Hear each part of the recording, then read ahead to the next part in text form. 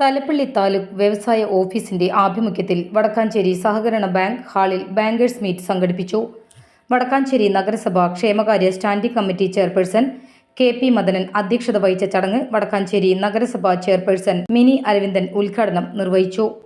സംരംഭങ്ങളുടെ നിലനിൽപ്പിന് ആവശ്യകത മൂലധനം ആണെന്നും അത് നൽകാൻ ബാങ്കുകൾ വഹിക്കുന്ന പങ്ക് ഏറെ വലുതാണെന്നും ചെറുകിട വ്യവസായങ്ങൾ സമൂഹത്തിൽ ഏറ്റവും പ്രധാനമാണെന്നും ചടങ്ങ് ഉദ്ഘാടനം നിർവഹിച്ചുകൊണ്ട് ചെയർപേഴ്സൺ വ്യക്തമാക്കി.